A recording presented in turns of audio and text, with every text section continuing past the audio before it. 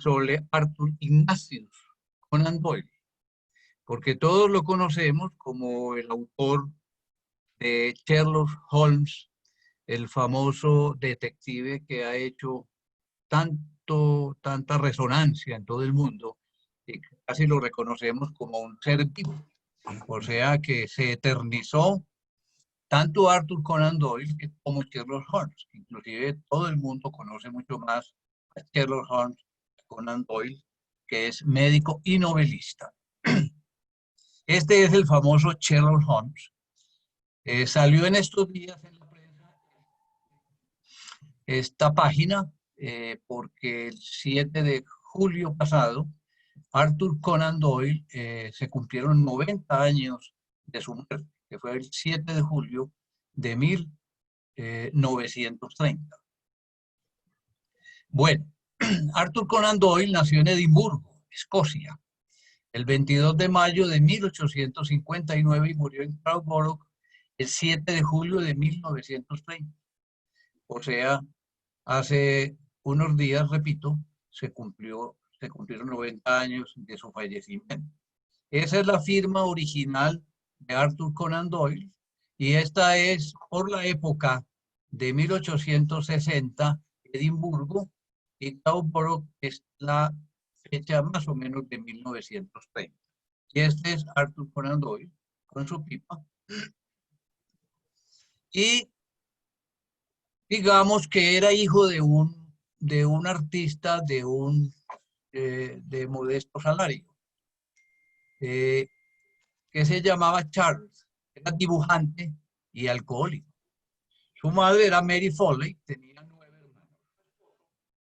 Por el alcohol y severas depresiones fue hospitalizado en varias oportunidades, de modo que era bebedor y además enfermo, sobre todo con el cuadro de depresiones. John Doyle era su abuelo, que era un distinguido caricaturista, y 3 de sus tíos se destacaron también en las letras.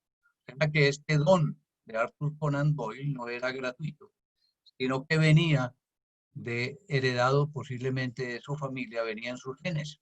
En el año de 1864, debido pues al alcoholismo de Charles, el papá, y sus depresiones repetidas y hospitalizaciones, desde luego, los niños fueron alojados en diversas instituciones de Edimburgo.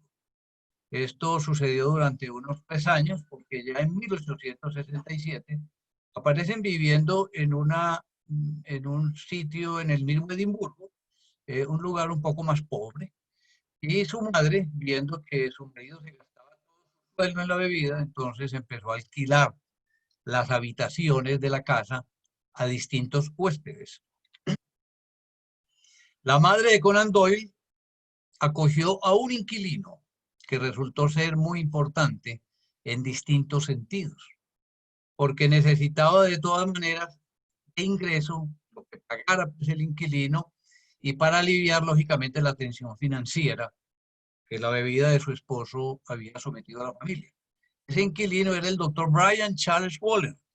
Mucha atención a este señor, porque parece que él tuvo un profundo efecto en Conan Doyle, no solo pues en él, sino también para la creación del personaje de Sherlock Holmes. Parece que Arthur Conan Doyle pensó en él e hizo una mezcla de la personalidad de Brian Charles Waller con la de su profesor en la universidad, que ahora lo vemos más adelante, y generó o creó el personaje de Sherlock Holmes. Algunos creen que incluso este señor Charles Warren pudo haber tenido una aventura amorosa con la madre de Conan Doyle, que podría haber sido el resentimiento de esto lo que estaba en el corazón de su mala voluntad hacia Waller, porque finalmente se enemistó con este señor. Cuando Charles Doyle murió, o sea, el padre de Conan Doyle, Mary se fue a vivir a una cabaña en la finca de algunos que Mary Doyle y Brian Waller disfrutaban de una relación que iba más allá. Aparte de la especulación, persuadió a Conan Doyle para que estudiara medicina, porque es que este señor, Waller, era un patólogo también de esa Universidad de Edimburgo. Es cierto que Waller lo persuadió para que estudiara medicina y que fue fundamental en el desarrollo del joven autor. De no haber sido por Waller, el mundo nunca hubiera sabido el nombre o las aventuras de Sherlock Holmes. Este señor Brian Charles Waller fue profesor de patología en la Universidad de Edimburgo y se había graduado como médico allí. Y todavía no se le reconoce en gran medida por el papel que desempeñó en la carrera de Conan. Lo animó a estudiar medicina, le ayudó a ingresar a la Universidad de Edimburgo, lo llevó a la biblioteca de Masonville House, que era como un condado, un lugar donde provenía como la familia de Charles Waller, le brindó apoyo financiero, pagó su primera boda en Thornton y Rosedale, lo asesoró sobre temas que incluían química y la población de Masonville State, con acceso a la historia local de la familia de Liverpool, Sherlock, que posiblemente ese Sherlock y el Holmes, que es muy común también en ese sitio, dio el nombre al detective de ficción favorito del mundo. Este es Brian Charles Waller, nacido en 1853, muerto en 1932, y era en realidad 14 años más joven que la mamá pues, de Arthur Conan Doyle. Esa es una calle en la población de Waller, y estos tenían personalidades, tanto Doyle como Waller, tenían personalidades fuertes. Y su relación se deterioró hasta el punto de que llegaron a pelear pues, a los golpes. Waller era solo 6 años mayor que Doyle, 15 años menor que Mary, la mamá, con la cual posiblemente tuvo una aventura amorosa. Waller se casó en agosto de 1896 pues, con otra persona, y Lina, allí en este lugar, hasta 1917, cuando se mudó al sur. Ella prefería entonces la compañía de Waller a la compañía irregular de su hijo. Bueno, en el año de 1876, a los 17 años, comenzó la carrera de medicina en la Universidad de Edimburgo. Y allí fue donde conoció al cirujano de cabellos blancos Joseph Bell, famoso por su habilidad diagnóstica y por su capacidad deductiva. Establecía la ocupación, la enfermedad y la procedencia de cada enfermo por este método deductivo.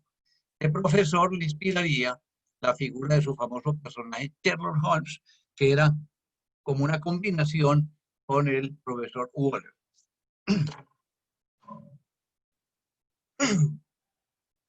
Este es Joseph Bell. Dijimos que Joseph Bell ya había inspirado el personaje de Sherlock Holmes. El profesor supo eso cuando salieron los primeros libros, en especial un estudio en escarlata, que fue donde presentó, y los otros libros que Joseph Bell tuvo oportunidad de leerlos, en los cuales él se veía personificado. Y al principio él se sintió molesto, luego contento y finalmente halagado al verse personificado en la figura de un detective excéntrico y adicto a las drogas, lo cual no le gustaba mucho pues a Joseph Bell. Conan Doyle, por ejemplo, trae el siguiente diálogo que sucedió en el hospital. Se acerca el doctor Joseph Bell al paciente y le dice, sin decir el paciente una sola palabra, bien amigo, de modo que usted sirvió en el ejército. Sí, señor. Primera deducción, ¿cierto? Su regimiento era escocés. Sí, señor. Segunda deducción. Destacado en la Barbada. Sí, señor. Tercera deducción. Entonces, luego de esta demostración deductiva, les explicó a sus estudiantes cómo había logrado llegar a esas conclusiones. Él les dijo, como se habrán dado cuenta, este es un hombre respetuoso, mas continuó cubierto de acuerdo con la costumbre militar. De haberse licenciado hace más tiempo, se habría acostumbrado ya a las normas sociales de la vida civil. Posee un aire de autoridad y evidentemente es escocés. En cuanto a haber estado en la Barbada, basta con recordar que la elefantiasis no es enfermedad que se contraiga en la Gran Bretaña, sino en las Indias Occidentales. Elemental, mi querido Watson, como diría Sherlock Holmes. Ahí aparecen como para comparación la imagen del profesor Bell y la imagen de Sherlock Holmes, donde se nota un gran parecido físico. Conan Doyle se dice que fue un gran estudiante, cursaba las materias de un año en 6 meses para poder trabajar como ayudante de un médico y así poder solventarse. Fue un gran deportista además y gozaba de muy buena salud. Mientras estudiaba medicina comenzó a escribir historias cortas, desde antes de cumplir los 20 años. Deportista, se destacó en los deportes golf y boxeo. A principios de 1880, se embarcó para ejercer como cirujano, sustituyendo a un amigo suyo en un ballenero, que ahí lo tenemos a la derecha, el ballenero de Hope, navegaría hacia el Ártico. Se hizo famoso por haber vencido la primera noche de a bordo en una exhibición de boxeo al camarero del barco. Fíjense que Sherlock Holmes también tenía características, entre otras, de ser un excelente boxeador. A los 22 años, o sea, en 1881, se graduó como médico. Inmediatamente firmó un contrato como cirujano de un barco mercante que recorría la costa occidental de África. En estas costas contrajo fiebre, posiblemente palúdica, y él decía: como era médico de mí mismo, no había quien me tratara y estuve varios días luchando con la muerte en duelo desigual y sin padrino. A los 23 años, junio de 1882, puso un consultorio en Portsmouth, una población que queda ahí en el sureste de Inglaterra. Llevó a su hermano Inés, de 10 años, para que le encargarlo de la casa y para que le hiciera compañía. Debido al poco éxito que tuvo como médico, pues no tenía pacientes, entonces comenzó a escribir historias, como El misterio de Clumber, 1889, no publicada hasta 1888, La inacabada narrativa de John Smith. El capitán de la estrella polar, publicada por el 83. Y esta otra, Jefferson Statement, ambas inspiradas en las expediciones marinas realizadas por Doyle. Estos nombres es para indicarles que las aventuras de sus viajes en barco, que fueron 2, antes de graduarse y al poco tiempo de graduarse, le sirvieron de inspiración para varias de sus novelas. Aquí están los libros de esta época: El Capitán, El misterio de la estrella polar, El misterio de Clumber, en fin, el relato de John Smith. Conan Doyle fue además futbolista. Aquí está el equipo de fútbol de su época, entre más por ahí por los años de 1890, mientras vivió en Portsmouth. También jugó al fútbol como portero en el Portsmouth Association Football Club. Se casó 2 veces. La primera con Louis Hawkins. Cuando está en Portsmouth le llamaron a ver un paciente con meningitis, que era de apellido Hawkins, porque ese paciente resultó ser hermano de Louis Hawkins, de quien se enamoró, y en el año de 1885 contrajo matrimonio con ella. Tuvo 2 hijos. Muy importante recordar esto: tuvo un varón y una mujer. Recordar a ese varón porque más importante, hay algo importante relacionado. Un año más tarde, después de 20 años de amor platónico con una mujer llamada Jean Leakey, Arthur y ella se casaron y tuvieron 3 hijos más. Esto fue después de 1906, a la muerte de Louis Hawkins, que murió de tuberculosis. Conan Doyle con su segunda esposa.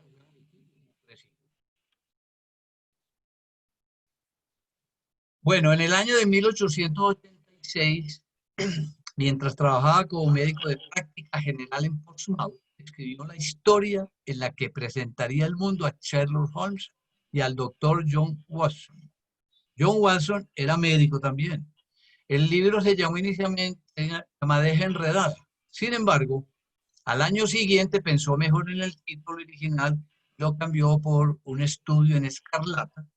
Después de varios rechazos por parte de varios editores, finalmente apareció en el Anual de Navidad de Pittman en 1887. Aunque el público se desilusionó en gran medida por esta primera aparición de Holt y Watson, sin que el autor lo presintiera, estos dos personajes estaban destinados a la inmortalidad. Yo les voy a recomendar, a medida que voy hablando, 4 películas que pueden ir a ver en YouTube, que son muy interesantes y sobre todo para entender completamente toda su evolución. La primera se llama Un estudio en escarlata, la pueden ver completa en YouTube. ¿Y por qué es importante? Porque ahí aparecieron por primera vez Sherlock Holmes y John Watson. Este es el libro Un estudio en escarlata. Su padre, aquel borracho y que además era caricaturista, ilustraría la primera No, este edición es Mario, de se su trata hijo. de profesor. Está ¿Cómo? hablando de... Bueno, Charles Doyle, su padre, ilustraría la primera edición del libro de su hijo, Estudio en Escarlata, en el año de 1888, el primero en el que aparece Sherlock Holmes. Presentó también en este libro entonces al doctor Watson. Y evidentemente Charles se reconoció a sí mismo en la creación de los detectives de su hijo. Él pensó que era una personificación de él dentro del personaje de Sherlock Holmes. Esta es otra de las ediciones, son muchas las ediciones que han salido de las obras de Sherlock Holmes. Y fue escrito cuando uno ejercía medicina. Después le siguieron unos 55 más durante los 18 años siguientes. Conan Doyle, una vez, sufriendo por sus ingresos en Portsmouth, apenas estaba empezando a escribir y a publicar, y no tenía pacientes, pasó por el frente de una tienda de comestibles cuando el dueño estaba con un ataque epiléptico. Atendió y convino en cambiar sus servicios profesionales por alimentos. Decía Doyle, fue un convenio vampiresco, porque cada crisis epiléptica significaba mantequilla y jamón para mí, y su salud me condenaban a pan duro y salchichas secas. Esa es la dirección 221B de Baker Street. Es la dirección donde ofrecían sus servicios Sherlock Holmes y John Watson. Según Oscar Wilde, la vida imita al arte mucho más que el arte imita a la vida. Tan estrecha es la relación entre ambos que a veces literatura y realidad pueden llegar a confundirse e intercambiarse. Algo así le ocurrió a Arthur Conan Doyle, que a partir de 1890 comenzó a recibir una enorme cantidad de cartas a nombre de Sherlock Holmes solicitándole sus servicios, algo que al día de hoy todavía sigue ocurriendo. Las cartas en principio iban dirigidas a esa dirección, en lugar de residencia del conocido detective y de su ayudante y amigo, el doctor Watson. Pero como esa dirección no existía, el servicio de correo londinense las enviaba a Conan Doyle. En este momento hay un museo ahí, que es el Museo de Sherlock Holmes.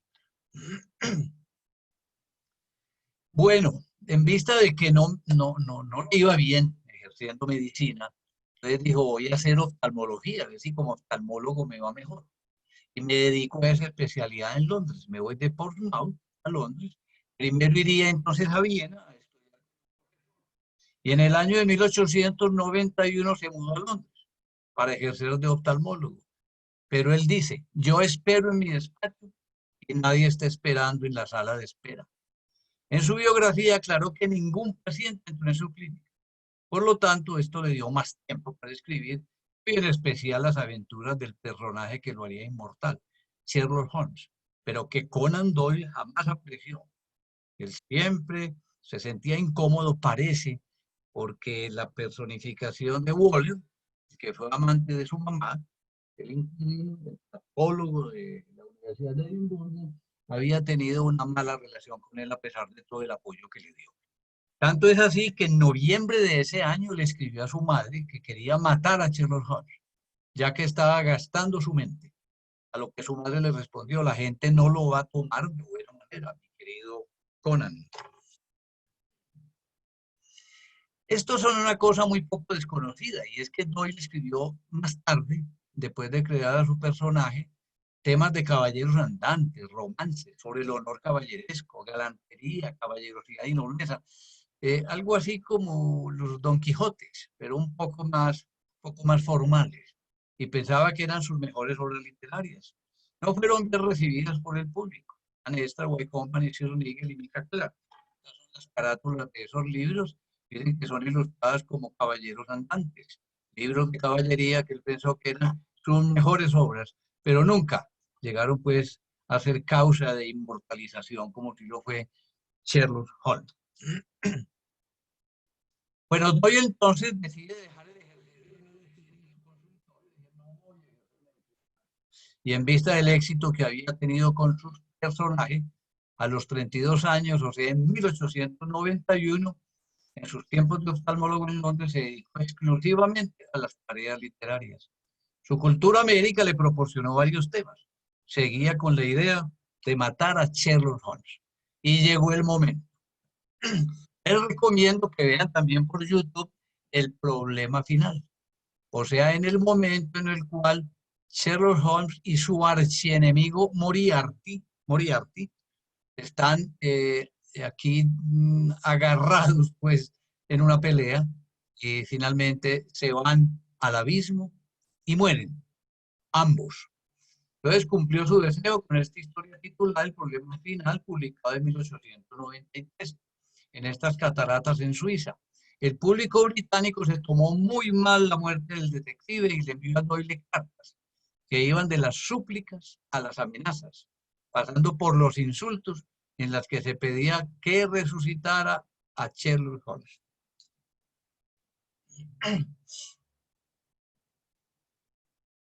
Este es el actor inglés William Gillette, quien inmortalizó a Sherlock Holmes. Este soy yo aquí haciendo una mala caricatura, pero para que se acuerden de quién está presentándoles esta charla. De todas maneras, las pipas del Sherlock Holmes eran curvas. Esta es una pipita que tengo yo de maíz, muy parecida a la que tiene Luis Carlos Cadavid y que siempre se ha ido a nuestras reuniones, a nuestros encuentros, fumando esa pipita. William Gillette es el personaje que inmortalizó. ¿Por qué lo inmortalizó? Junto con Arthur Conan Doyle hicieron una obra de teatro. Este es Gillette. Hicieron esta obra que estaba basada pues en Sherlock Holmes. Después de 3 avances se estrenó en Broadway el 6 de noviembre de 1899 en el Teatro Garrick de la ciudad de Nueva York. A la izquierda vemos a William Gillette como Holmes y Catherine Florence como Alice Faulkner en la producción de Broadway de Sherlock Holmes. Aquí vemos a Watson. Recuerden que era médico también, y aquí tenemos a Sherlock Holmes. Sherlock Holmes era un hombre alto. Hay una biografía que se puede encontrar en internet del personaje, como si fuera un personaje real. Le ponen fecha de nacimiento en el año de 1854. Era un hombre alto, algunos dicen que medía 1,83, otros que 1,90, pero en fin, era un personaje de más o menos 1,85. Y además muy delgado, lo cual lo hacía ver un poco más alto. Bueno, en un principio, Sherlock Holmes se iba a llamar Sherringford, un detective asesor alto, delgado, frío, irónico, ingenioso e intelectual. Su compañero, amigo y cronista, el doctor Watson, con quien nunca llegó a tutearse, se llama por el apellido. Lo describe físicamente del siguiente modo. Su estatura sobrepasaba los 6 pies y era tan extraordinariamente enjuto que producía la impresión de ser aún más alto. Tenía la mirada aguda y penetrante, y su nariz fina y aguileña daba al conjunto de sus facciones un aire de viveza y de resolución. Esto de la obra Estudio en Escarlata, que es la primera en la cual fue lanzado al escenario Sherlock Holmes. En ocasiones resulta un tanto brusco, pero es cortés con las mujeres a pesar de que desconfía de ellas. Watson resalta en uno de sus casos la presencia de una bella dama llamada Irene Adler, la cual es considerada siempre por Sherlock como la mujer. A sus ojos, ella eclipsa y domina a todo su ser. Pudiéramos decir que estuvo un poco enamorado de Irene Adler, que era una mujer que había nacido en New Jersey, y les recomiendo que vean esta tercera película, Un escándalo en Bohemia, que fue escrito ese relato en 1893, porque es la primera vez. Es decir, Irene Adler le ganó a Sherlock Holmes, le salió adelante. Vean la película. Sherlock Holmes no es muy ordenado en la rutina cotidiana. Es muy habilidoso disfrazándose, fuma pipa, toca el violín en Stradivarius. A menudo a horas poco adecuadas, con maestría. Es un experto apicultor, excelente boxeador, tiene un gran conocimiento científico, en especial en química. Y cuando se aburre por falta de los retos intelectuales que suponen sus casos, consume cocaína en una solución al 7%. De hecho, muchísimo a su compañero, amigo y cronista Watson. La característica más notoria de Sherlock Holmes es la utilización del razonamiento puro para resolver los casos más intrigantes. Hay una serie en Netflix, pero es una serie que es como un traslado de los personajes de esa época ahora, con unas ciudades modernas, pero con un razonamiento interesante y conservando los mismos nombres, pues, de modo que se puede también mirar la serie de Sherlock en Netflix, pero de todas maneras pierde un poquito ese sabor que tienen las películas que ya ustedes podrán ver en YouTube. Puede llegar entonces a conclusiones muy sorprendentes de los detalles aparentemente más triviales, gracias a su extraordinario poder de concentración y a sus amplios conocimientos, tanto científicos como de las más variadas disciplinas. Es creador de su propia profesión, detective, que consiste en ayudar a aclarar los casos que presentan dificultades superiores a las habilidades que ponen los detectives oficiales. Es decir, él prácticamente le salía adelante y se burlaba de los detectives de Scotland Yard o de los detectives particulares, como eran Lestrade, Gregson y Hopkins. Sin embargo, él dejaba que el éxito quedara en manos de ellos. Él nunca revelaba que él era quien había descubierto los asesinatos o todo el intríngulis de estos asesinatos, sino que le dejaba los méritos a ellos. Sherlock Holmes tenía un hermano mayor, Mycroft Holmes, que posee poderes de observación y deducción mayores que los suyos, pero es incapaz de aplicar sus habilidades a una actividad detectivesca, pero no tiene ambición ni energía. Bueno, en el año de 1899-1902 sucedió la guerra de Transvaal, que la recordamos seguramente. Allí se ve él atendiendo a unos enfermos. Él había dejado la medicina, pero volvió, porque tuvo que colaborar en la guerra de Transvaal. Y aquí el ejército que allí se manejó, porque Gran Bretaña quiso tomar Sudáfrica, como finalmente lo logró, y tenía 40 años para este momento. Se alistó en una unidad de combate, pero que enviado al África. Tuvo que hacer frente a una epidemia de esta guerra, que es la famosa guerra de los Boers. Los Boers eran unos holandeses que habían llegado y se habían asentado en Sudáfrica, pero como todos los países imperialistas, llegó allá a la Gran Bretaña y quiso desalojarlos, y él estuvo allí en esa guerra. Y entonces después, cuando llegó a la guerra, escribió este libro de los Boers. Este libro lo puso con todos los pormenores, o sea, ya todo el público y la prensa empezó a denunciar las atrocidades que se cometieron allá, cometidas por las tropas británicas, y entonces el escritor decidió que era exagerado, y entonces escribió otra que es la que está aquí, La guerra en Sudáfrica, la cual trató de tapar un poquito las atrocidades de las tropas británicas. Eso le provocó, permitió que le dieran después en 1902 la orden de caballero de la Orden del Imperio Británico y el tratamiento de Sir. Por eso él es Sir Arthur Ignatius Conan Doyle. Bueno, después de 10 años del público rogarle que resucitara a Sherlock Holmes, resuelve resucitarlo. En la obra, ustedes ven el problema final en el cual lo matan. Y aquí no transcurrieron sino 3 años. Pero en la realidad fueron 10. titula La casa vacía, la cuarta película que les recomiendo, en una colección que se llama El Retorno o El Regreso de Sherlock Holmes. Aparecen varias historias, entre ellas La casa vacía. En 1903, en 1893 lo había matado, entre comillas, y en 1903 lo hizo reaparecer. Aquí ya la imagen muestra que él se queda mirando cómo cae su archienemigo Moriarty en el abismo, y él no se murió nada. Este libro inclusive había sido escrito estando ya desaparecido Sherlock Holmes, por ponerlo como, fecharlo pues antes de la supuesta muerte del detective.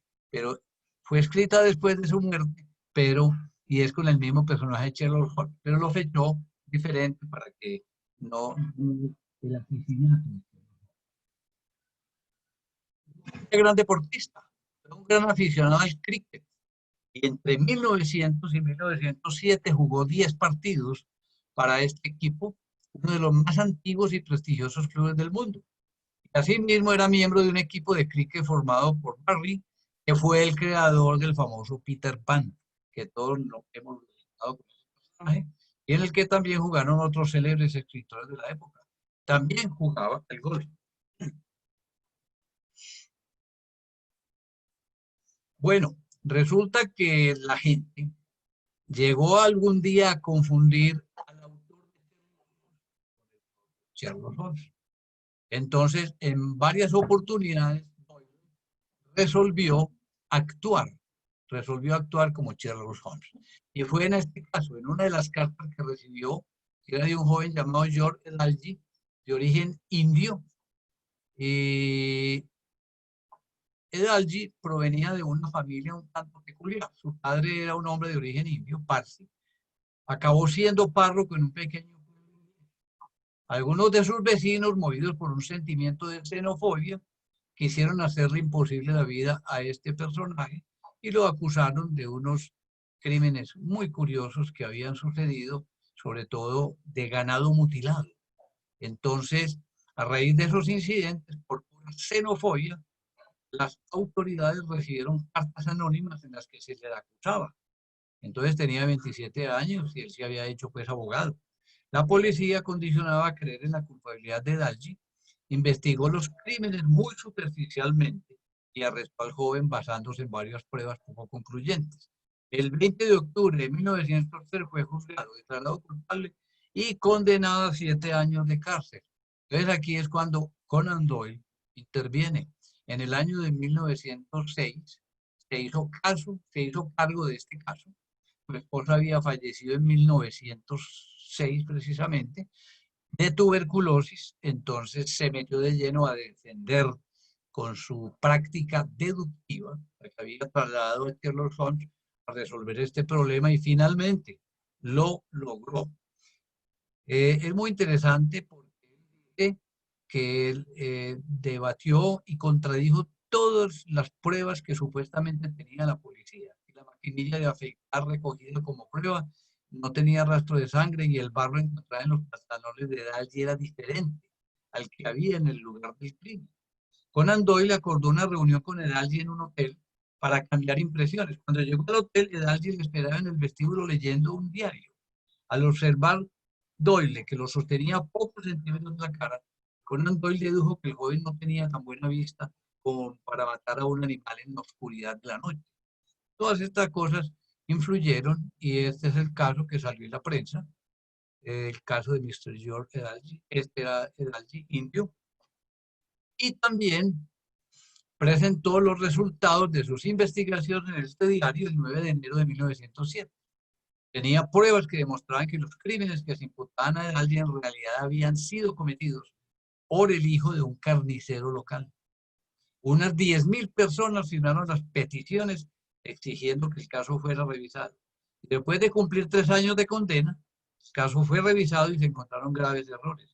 Así que Edalji salió en libertad. El papel que jugó Conan Doyle había sido un factor clave. Y defendió también a Oscar Joseph Slater. Segundo caso, como Sherlock Holmes fue protagonizado por un escocés llamado Oscar Joseph Slater, Él no era un tipo ejemplar y había tenido varios encuentros con la justicia. En 1908 fue acusado de robo y asesinato y condenado a muerte. Una sentencia que iba a aplicarse antes de acabar el mes, pero posteriormente le conmutaron la pena de muerte por cadena perpetua. Y al año siguiente, el abogado escocés y criminólogo aficionado William Roget publicó un libro llamado Ensayo de Oscar Wilde, en el que analiza todos los fallos cometidos en la acusación.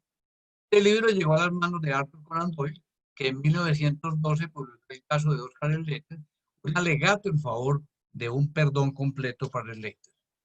Y finalmente, se hizo justicia para el año de 1918.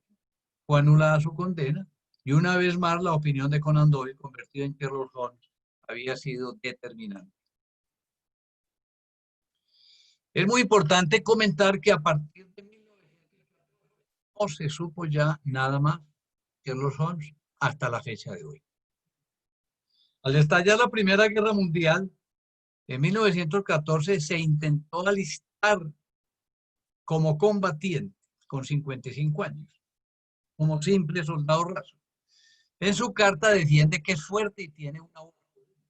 Lo rechazaron, pero ayudó con la propaganda y con el apoyo de voluntarios civiles desde el Reino Unido. Estos voluntarios eran todos de avanzada edad. Durante esta guerra escribió la campaña británica en Francia y Flandes, 6 volúmenes, 1916-1920, en homenaje a la valentía británica.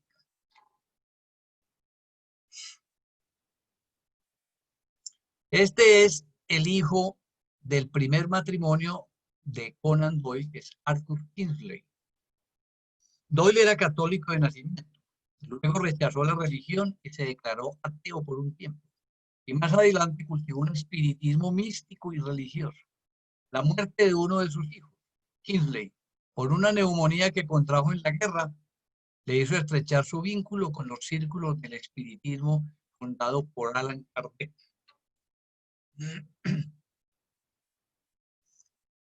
Su creencia en el espiritismo llegó hasta tal punto que miren esta foto en la cual aparece con su esposa.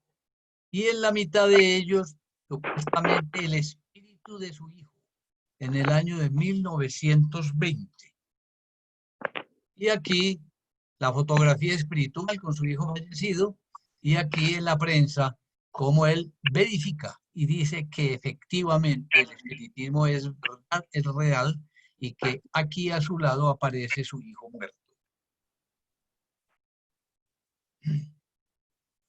Y también tuvo que ver mucho con este episodio, que son las hadas de Cottingley. Creyó y defendió la velocidad del las niñas implicadas admitieron muchas décadas después, ya ancianas, que las fotos mostraban en realidad recortes que habían sacado de sus libros de cuentos. Estas dos niñas hacían recorticos, los ponían así, les tomaban fotos, los publicaron y todo el mundo le creyó. Son 5 fotografías tomadas por Elsie Ray y Francis Griffith, la una de 16 años, la otra de 9 años. 2 jóvenes primas que vivían allí en esa población, cerca de Bradford, y estas imágenes representaban a las dos realizando actividades con supuestas hadas. Esto alcanzó pues una trascendencia tremenda y, y atrajo pues la atención de Conan Doyle. Ferviente apasionada de la fenomenología paranormal y devoto creyente en filosofías espirituales, Conan Doyle quedó tan fascinado ante esta aparente prueba de la existencia de seres faéricos que defendió vehementemente su veracidad, llegando a encargar a las pequeñas 3 fotografías más. Él decía, una vez descartado lo que queda, por improbable que parezca, debe ser la verdad. Todo esto resultó entonces ser una farsa. En el año de 1983, Francia admitió haber falsificado las fotografías, superponiendo unas ilustraciones que ellas mismas copiaron de un libro infantil. Así pasaron a la historia protagonizando una de las mayores y más bochornosas estafas fotográficas de todo el siglo XX. Curiosamente, las mujeres declararon hasta el final de sus días que los encuentros con las hadas fueron reales y que la quinta y última fotografía eran auténticas. Estas son las hadas de Cottingley, con sus animalitos, sus recorticos de los cuentos infantiles, las haditas. Y se dedicó al espiritismo, 11 años a la causa, y viajó más de 100.000 kilómetros dando conferencias. Gastó más de 250.000 libras esterlinas. Y escribió en 1924 las memorias suyas, sus memorias y aventuras. Y también escribió dos libros, el libro Historia del Espiritismo, que está en la edición en inglés. Dedicó mucho tiempo y energías a esto. Y publicó este libro y lo defendió en numerosas polémicas. En el año de 1929 emprendió otra gira de conferencias por casi todas las capitales de Europa. Pero durante todos estos viajes, con dolor anginoso. Una noche en Copenhague despertó con un fuerte dolor en el pecho. Regresó a Londres, donde cumplió con otros compromisos. Disertó en el Albert Hall. Muy enfermo, conformó una comisión para protestar contra la persecución de la que eran objeto los mediums. Y lo vemos dedicado a su pasión, la de escribir. Y murió el 7 de julio de 1930 en esta población. Aquí está su tumba. Sussex, condado del sur de Inglaterra, a los 72 años, o sea, a la edad de nosotros. Me encuentro sereno y feliz, completamente listo para partir o quedarme, puesto que sé que la vida y el amor son infinitos. Y acariciándole la frente a su mujer que estaba a su lado, le dijo: eres tan buena conmigo. Esta es la dirección de Taylor Swift en Londres, por si tienen algún caso para consultarle. Y en The Strand Magazine, es una revista mensual británica publicada desde enero del 91 hasta marzo de 1950, 711 en su versión original. Una nueva versión de la revista ha sido editada desde 1998, pero con temáticas diferentes. Arthur Conan Doyle fue un gran colaborador con novelas, cuentos, poemas y artículos. La revista Strand también se publicó en los Estados Unidos desde febrero del 91 hasta febrero de 1916, pero con contenidos diferentes, como ya mencioné. Entre 1891 y 1930, este medio publicó nada menos que 121 historias cortas, 70 artículos, 9 novelas, 2 entrevistas y un poema. Espero les haya gustado.